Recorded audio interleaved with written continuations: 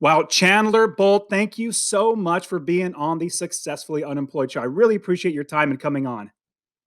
Yeah, Dustin, thanks so much for having me. Great to be here. Awesome. So now here's a first thought is you have a good sized business now. You've written many, many books, but what were you doing before you started doing this? I mean, what did you do to quit that job to become successfully unemployed? What did you do? Yeah, I'm a C-level English student, and a college dropout. So I dropped out of school, and in high school, I was running little businesses. But I think I always knew I wanted to be an entrepreneur, and wanted to do my own thing. So, it was kind of a series of, I went to school to learn how to run a business. Pretty quickly, discovered that I was learning how to run a business from professors who had never ran a business. And that didn't make too much sense to me, so I decided to drop out. So I think for me it was less quitting the job I hated, and more dropping out of school and starting my own thing. And so that's kind of how it kicked off. And we started teaching people how to write and publish books through self-publishing school, and then it just started snowballing, and we kind of been off to the races ever since. So did you ever, I mean, you probably have had jobs, but did you ever have like a career or something? Was it just like I stopped college and then started doing my own thing? Yeah, I mean, I definitely had jobs, not many though, which that's ironically is probably one of the more difficult things. It's like the blessing and the curse is like I've never had a traditional job. So I don't, everything that we do at self-publishing school, I've never, in most cases, seen it modeled. So I'm like, okay, how do you do this? How do you, like, I don't know, because I mean, I worked for my dad, which was a construction company. I had worked at a fitness and racket center doing tennis court maintenance essentially in high school. And then I ran a landscape and lawn care pressure washing business. I ran an exterior house painting business in college, so painting houses, and then dropped out and started self-publishing school. So, I mean, maybe the house painting business, because it was kind of a franchisee type thing. It was an internship through a company called Student Painters. So just an Heard of it. unbelievable experience. But that was probably the closest that I had to a job per se, even though I was running my own sort of franchise as an intern there. But that was probably the closest to it. Got it. Now, what's great is my dad was a contractor, and through high school in the summer, I'd be on the blistering hot slabs, framing houses, be on the roof, putting roofs Yeah. on and doing all that stuff. And it sounds like you're very entrepreneurial, obviously starting new things and starting new things. I remember I started literally many different companies, and for me, what really stuck was real estate and rental properties. I just love rental Yeah. properties; they're fantastic. Now, as you were jumping into, not necessarily thing after thing, but you're trying to figure out what works. And when you Hmm. figured out how to write your first book, it did it because it seems like because you wrote your first book and then eventually, and I might have the timelines a little off, but eventually you started the SPS or the self-publishing school. So you wrote your book, started the school up. What was the timeline? And then what made you want to start SPS? Yeah, great question. So, for me, writing a book was I learned some things that I felt like other people wanted to know, and I feel like that's where it starts for a lot of people who write books. Is, hey, I have this message that I need to share, or I feel like I want or need to share, and that just so happens that the mechanism is a book. But me, probably like most people, I was terrified of the mechanism. I believed in the message. I was terrified about the mechanism. It's like, okay, well, I suck at writing. I don't enjoy it, and I'm a C-level English student and college dropout. Like, how am I going to write a book? And so, going through that process, got the book done. But then the thing to answer your question is, how did that lead to self-publishing school? Is, I dropped out. I'm starting this other business. It's just failing.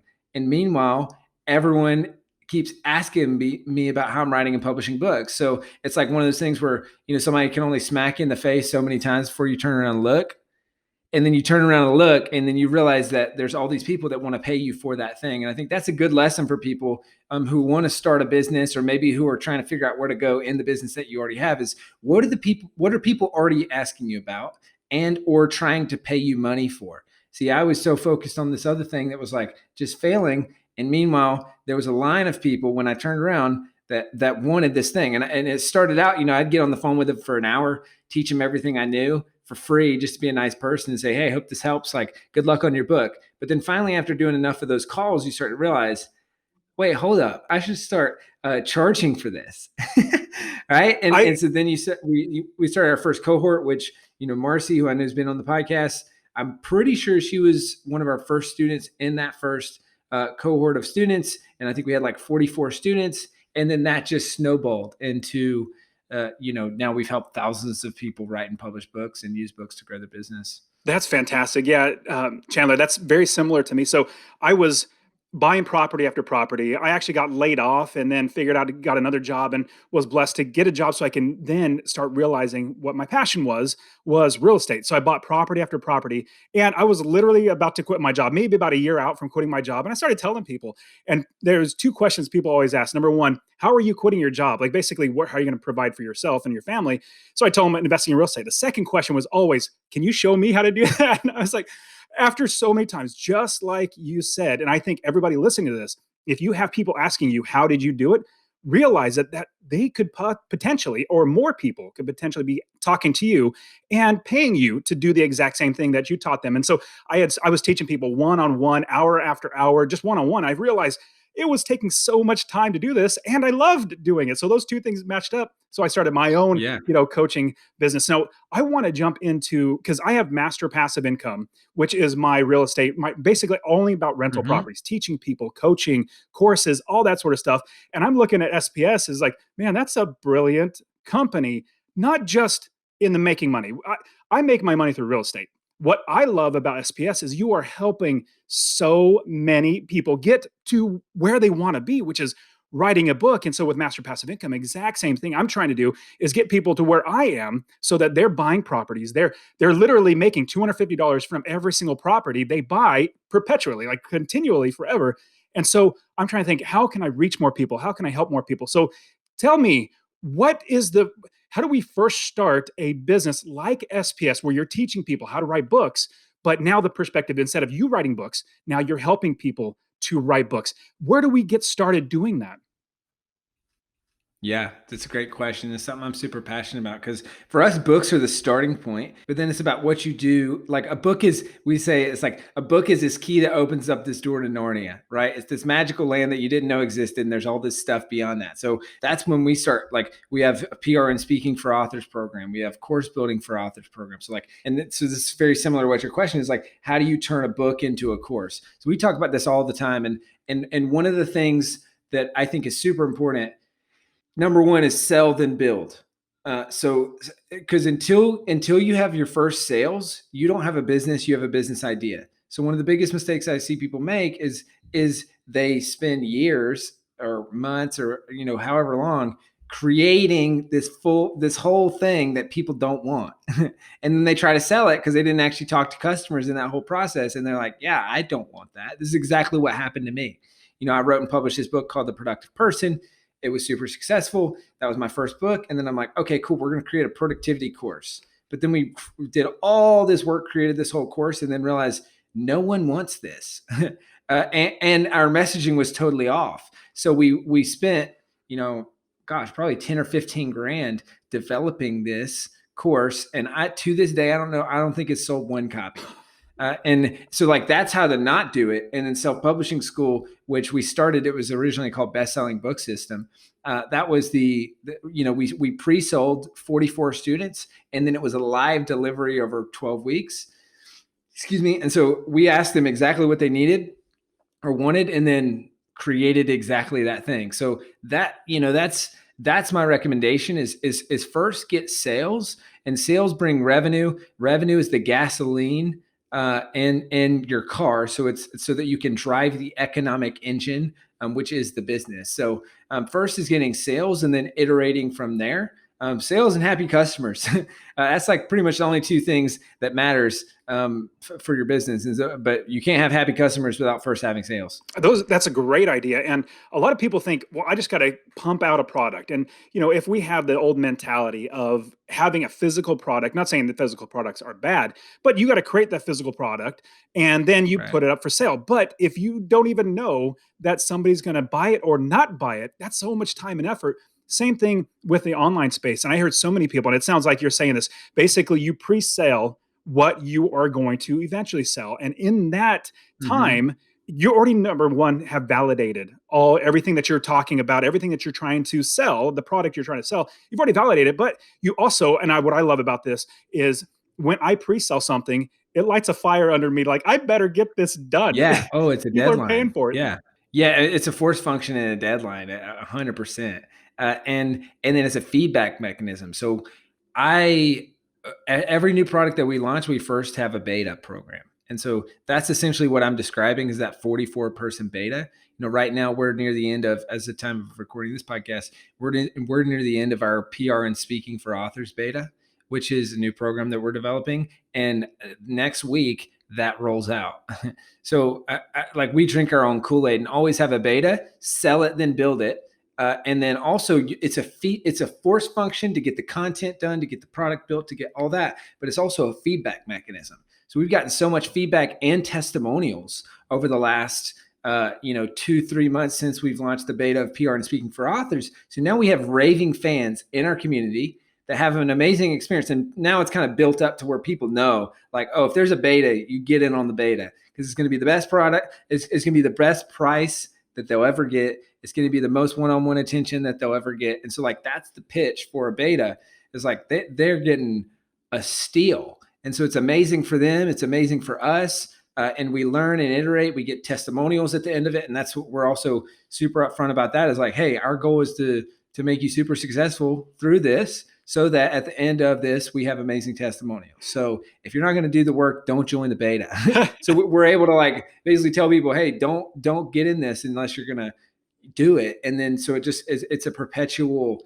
cycle that just kind of feeds into everything that we're doing. That's great. Now, I don't want to put the cart before the horse because as I'm hearing you say there's so many great things, but the cart might get before the horse if we start thinking, let's just put it out to sell, but not figure out ways to get people to see that you're selling something in general, even before you create it. Yeah. So how do we make sure that, or how do we even go about letting people know that we have something that we're eventually going to build and create, but how do we pre-sell if we don't have anybody following us, listening to us, or have any market share in any of that?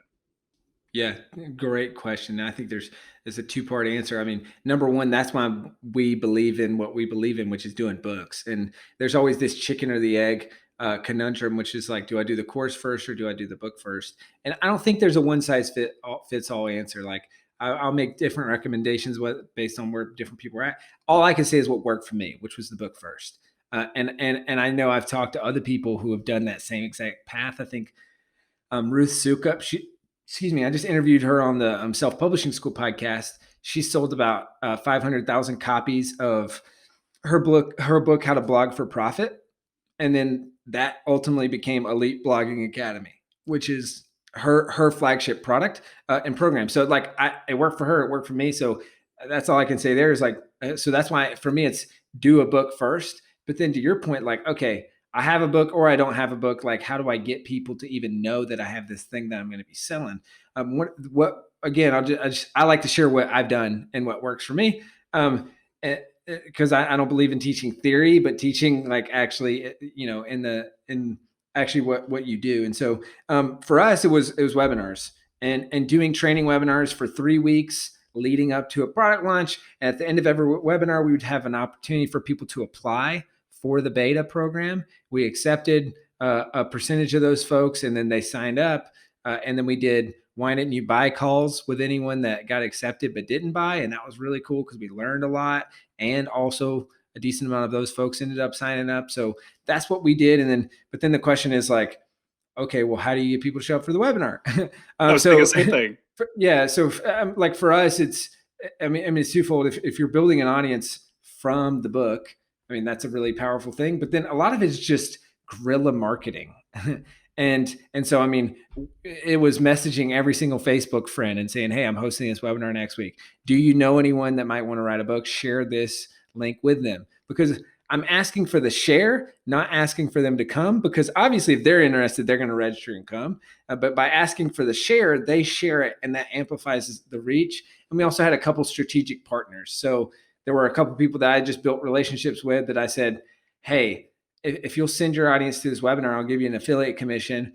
And like full transparency, I don't know if this is going to work, but what I do know is that if your people show up to a webinar, you're going to look good because I'm going to knock their socks off. So worst case scenario, you don't make much money off of this, but your audience gets an amazing training that's going to help them with their book. So like that's the worst case scenario. And so because I'd built those personal relationships, I had a couple people very fortunate that they took a chance on me and sent some folks to the first couple of webinars, and that's how we got our first traction. And then you make your students really successful, because then you come back and you're like, hey, check it out. Remember those people you sent me? Well, they're doing really great. And so now I can go to other affiliates or to them and get more people to show up. So it's a lot of guerrilla marketing, and that's kind of how we do it. Yeah, and the guerrilla marketing. So for me, I'm not a huge self promoter. In fact, I don't like being a self promoter. But to help me get out of that mentality of thinking I'm just promoting myself, what I switched instead of, because I was always being me centered, like thinking about me and what I'm going to get out of it. If I change, and so for everybody listening, if you're not a big self promoter, there are people who are great salesmen, great self promoters. They can actually do that. I wasn't. So what I did was instead of thinking about myself, people coming and buying into me, realizing that how much I can help other people, and turning it around and say, if I don't share this with somebody, they're going to probably miss out. Maybe because I was investing in real estate and rental property, showing people how to do that. They're potentially going to, if they want to, buy the wrong property, not make money, lose money, and be very devastated and not want to own property again. I want to help them and save them from going through that. And so you put it on as, I'm going to, as much as I can, help and serve people. And that's one big reason why I wanted to bring you on, Chandler, is because I've heard many, many people say that you just want to help. You just want to serve. You just want to be there to help people get what they want, which is fantastic. And so that's something that exactly I would completely and wholeheartedly agree. As we are doing guerrilla marketing, just getting people to that webinar, because that's the hard part. Getting people to the webinar, doing the webinar is a whole nother ball of wax we don't need to get into. So from there, once we have a little bit of a snowball rolling, we have people in the webinar. We've already proven that people actually want it. We're building it out to get to even better.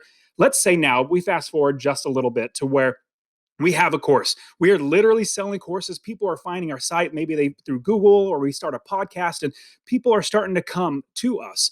What do we then, now that we have a course, do we just stop there, or should we look at coaching? Because I like a mutual friend of ours, Marcy. She's fantastic. She's been on the show. She's a coach with you and SPS. Like, what should we do once the course? Is there a next step, or is it jump right into coaching?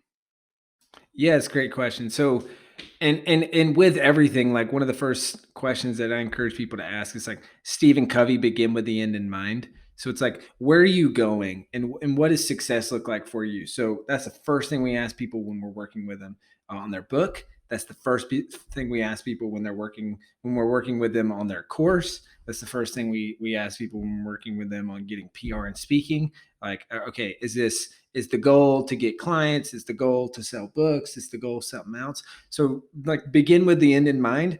But then once you have that, it's it's optimizing towards that. And so to answer your question, like, should we go coaching? Should we not? So I'm super passionate about two things here, which is when we say course, for us, it almost always means course plus coaching. So that's like I've got this webinar that I do on how to start and launch a course. And when, like, one of the first things I do is like, what do you think of when you think course? And I like flash Udemy on the screen. And it's like, no, not that. Like, it's an online education program. And it's done together. So just like Marcy is an incredible coach on the self-publishing school team. So, she works with a lot of our children's book authors, a lot of our memoir authors, a lot of our faith-based authors.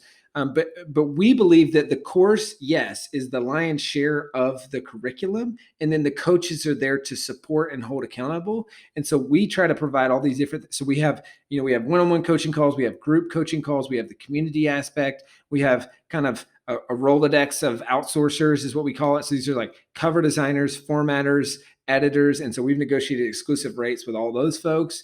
So now all of a sudden our goal is to, help someone save about what they pay us just in that. Right. So it's just like, so because really at the end of the day, whether it's a course, whether it's coaching, whether it's anything, it exists to help people solve a problem. And people don't care about how you get there. In fact, they prefer the least amount of things as possible. to get there. It's like the least amount of work, the least amount of time they got to spend, all that. So I think when people think about selling something, they think about like, how can I stack on? All right, you're going to get 30 calls. You're going to get this course. You're going to get this. It's like nobody cares about the features. They just want the benefits of the results. And so that's what we design that in a way to try and maximize student results. Because just what we found is oftentimes course by itself, I mean, it doesn't work because, people are going into the course and then they're bouncing and then they're never coming back. And there's not that human interaction. Not that it doesn't work, but it's just not as high of a result rate as everything else. And then I think what's important is going back a little bit to what you were just saying a second ago is like, because I'm sure there's a lot of people that both on the marketing and the sales side are like, ugh, like that sounds icky and something I don't want to do. And I am super passionate about this is that, and because I was in the same boat, like I didn't like sales, I didn't like marketing. And then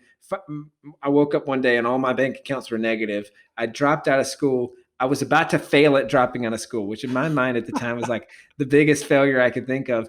And I remember talking to some of my mentors. They're like, Chandler, you need to learn the skill set of sales and marketing. And I don't care if you don't like it, you got to learn it because your business is struggling because you don't have paying customers. And you know how to get paying customers, you got to learn sales and marketing. And no one is going to be as passionate about your business as you are. And so this is what we talk about this all the time, whether it's selling books, selling courses, anything. Is like, it doesn't matter if you don't like it, you got to learn it because you can't outsource the sales and the marketing. At a certain point, yes, you can hire people to do it, but it's very hard to hire people for a job that you don't know how to do. And it's also very hard to get to the point where you can hire people if you don't have money, aka gasoline, that's in your car. Remember, like kind of going back to that analogy of an economic engine. And without sales, you don't have a business, you have a business idea. And so I'm just super passionate about, because people come all the time and they're like, yeah, well, I want someone else to market this, or I'm going to pay someone to market this. I'm going to pay someone to do the sales. And just 9.99 out of 10 times it doesn't work. And then people are disappointed, but they're disappointed 6 months, 18 months from now when they've already burned up a lot of their resources, when it was just like, you could just follow the advice, which is from day one, you need to learn sales and marketing. Because I wasted a lot of time not doing that. And sorry, this is a long-winded answer, but I love what you were saying about this was one of the early things for me that really flipped the switch. It's like when you believe that the thing that you have, the person's life is going to be better off because they have it, then you are morally obligated to sell it to them. And so sales isn't sales. Sales is problem solving and is helping people. So when you shift, kind of like you were saying, going through that shift, when you shift to that mentality, I think marketing and sales becomes a whole lot easier. I completely agree. I love everything that you just said. And if you wrap all that up together with let's say if you're writing a book and you're creating a course, and I love the idea of course and coaching go together. Wrap that up with promoting to help other people, not just what I can get out of it. The last thing I want to do is create a course just to make money. I make my money through real estate. So all this stuff is just how many more people I can help. And so if somebody, and I think not criteria, the statistics are like maybe like 15 or 20% that buy into a course actually finish it, which is sad. I want people to finish my course. And also, if you tack on coaching or group coaching or question and answer times or something like that, it helps them stay engaged, because it's so easy for somebody to get in there, see so much stuff that you got to do and be like, oh man, I'm overwhelmed. And another thing that you talked about was being able to promote yourself. And for everybody listening, it was quite a while ago, I think it was like in 2016,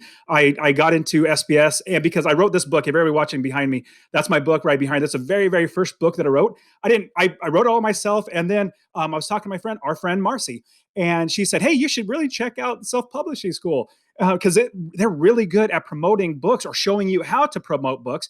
And I took the course and I was like, oh, this is great stuff. And I literally implemented X, Y, and Z, and it got to bestseller, which was great.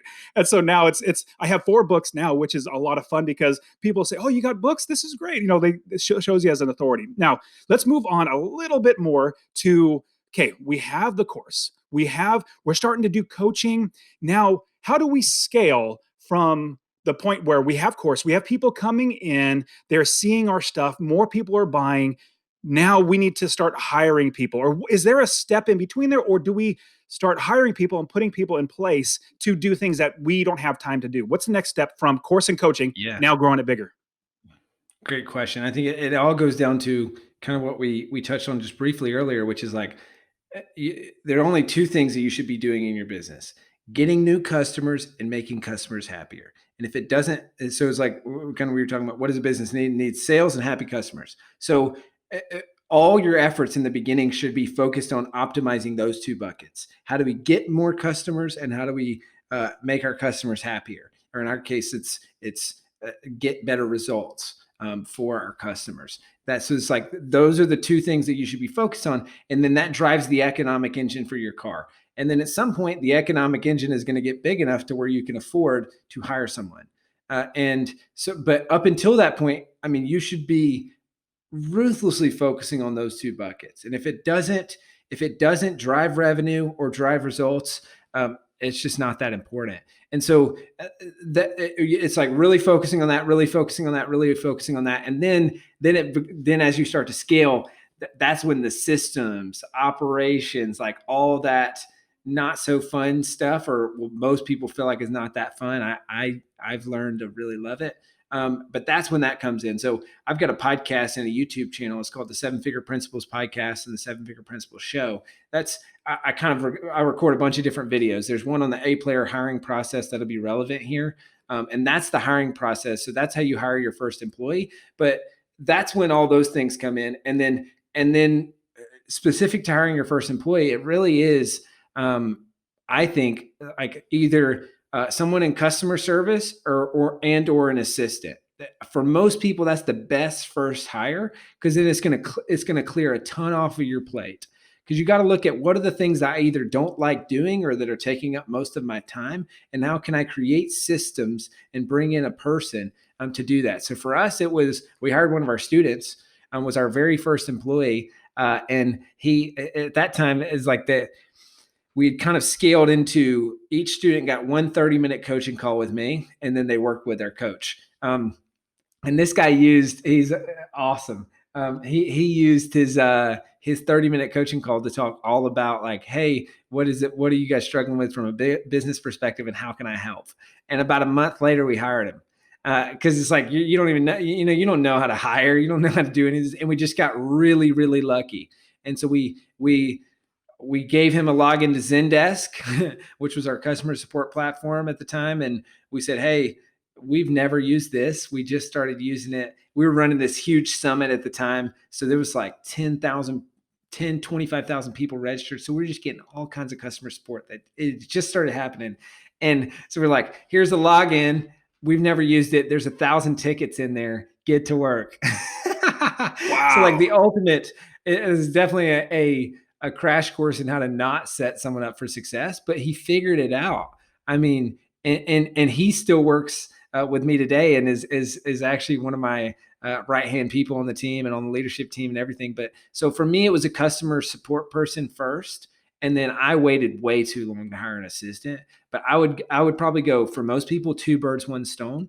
So I would say half of their role is being an assistant to you, and half of their role is in customer support. Because then there's so many lower level tasks that are happening in your business that person can take from you, and then you can continue to level up what you're spending your time on. Yeah. So if you're thinking about hiring somebody like that, so I've started hiring some people here and there, and I'm really frugal. So it's really hard for me to hire people. But funny, with my rental properties, I literally have everybody do all the work. I have 30 plus properties. And so I only work 30 minutes a month just by looking at the statements, making sure money's coming in, and then put it away, because I have other people doing the work. So I absolutely know that my business gets better when I hire other people and have other people do the work. Now, I love the idea of, or that you said, to hire an assistant or a customer service. Now, I'm doing both right now in my business. So for Master Passive Income, I have courses, I have coaching, I even have a membership, people paying me monthly to be inside there. So they get a little price disc or a huge discount on the courses, because they're paying monthly, leasing it, as opposed to purchasing outright. I brought on a student, just like you. I brought on a student who has been with me for like 10 years has already quit their job because they've invested and bought properties. Like, you know what? I need you. I can't coach everybody anymore. So I'm pulling myself back. Now, that thinking of now hiring an assistant is kind of a little bit like I have too much control. Not say, maybe I want to control too much and I need to release that. How do we, as business owners, release that and say, you know what? I should not control this. Instead of being a control freak, how do we then let it go? Oh yeah, that's a great question. I'm totally the same way.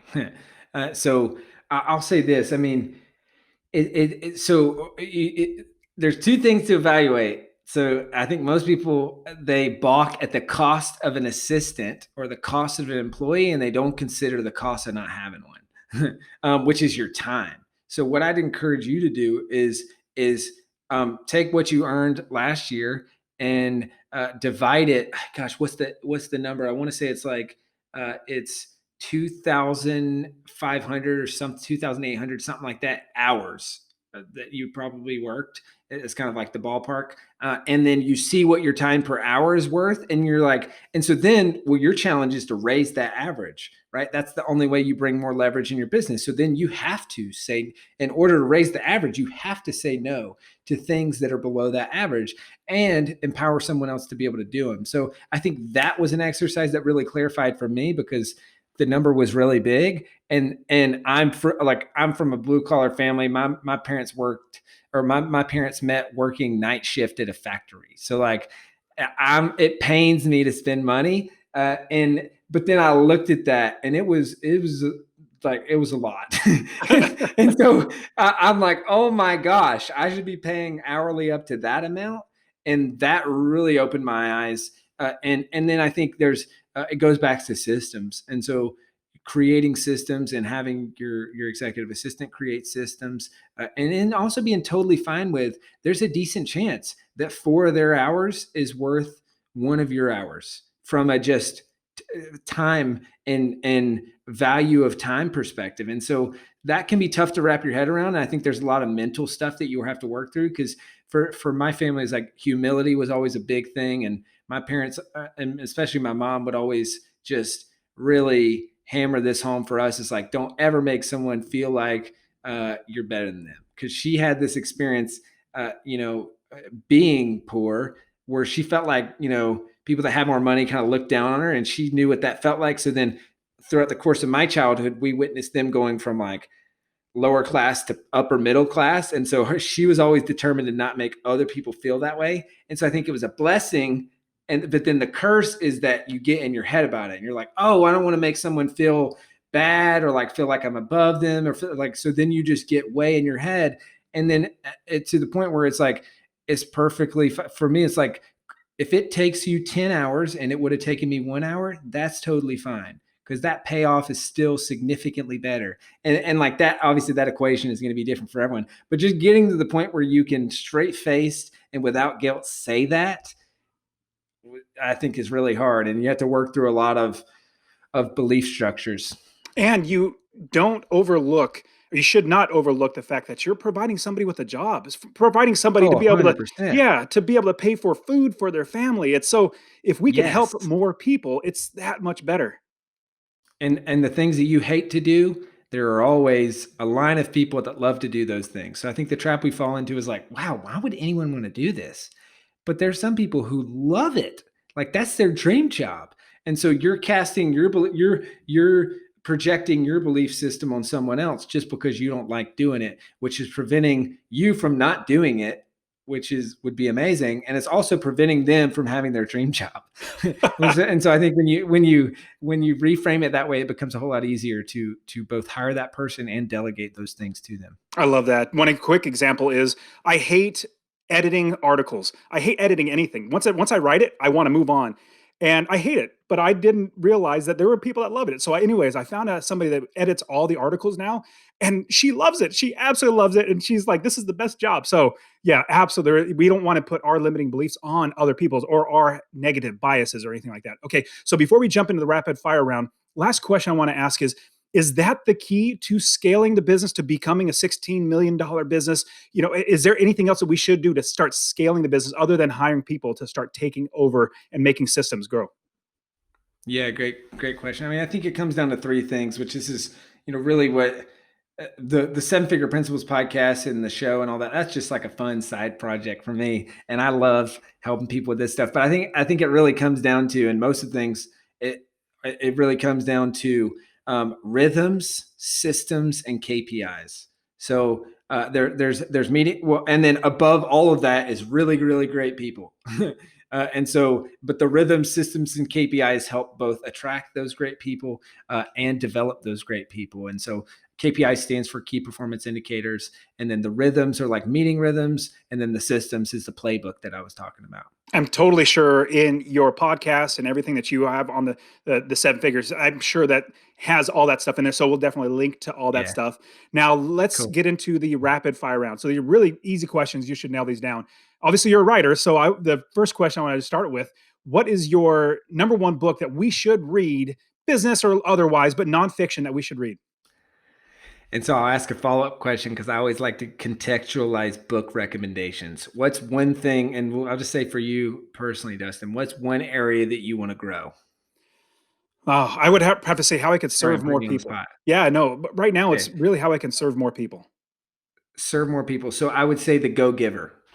And it's a really great book for that. And it's actually about to be our next company book club. Very cool. Okay, the Go Giver. Awesome. Now, if you were to give advice, and you've given us so much great insights now, but if somebody other than getting started, because that's usually everybody's, we need to get started. What is some advice that you would give to somebody that wants to start doing the coaching and the courses and create something like an SPS? What's a big advice that we should take? Yeah, sell then build, which I know I already mentioned this earlier, but it's just so fundamental and so important. And so many people mess it up. Don't work on the logo, don't work on the incorporation, don't work on any of those things until you have your first sales. You don't have a business, you have a business idea. I love that idea. That's great. Okay, so if you were going to go back and give your younger self any bit of advice, maybe before you're quitting or anything like that, business or life or anything, what would that advice be? Oh man, it would be. Gosh, there's so many things that I would say, but it would really revolve around trust yourself and be confident in your decisions, and don't let anybody else tell you how to do what you want to do. Like, because I think I fell into the trap too often of like, oh, I can't do that thing, or like I need to do it this way because everyone else is doing it. But you feel like you have this internal conviction of like, but no, I feel like I want to do this, or I feel like I should do it, run businesses this way. And yeah, not many other people are doing that, but I feel like this is the way to do it. And so it'd really be to just trust those personal convictions and act on them. That's great.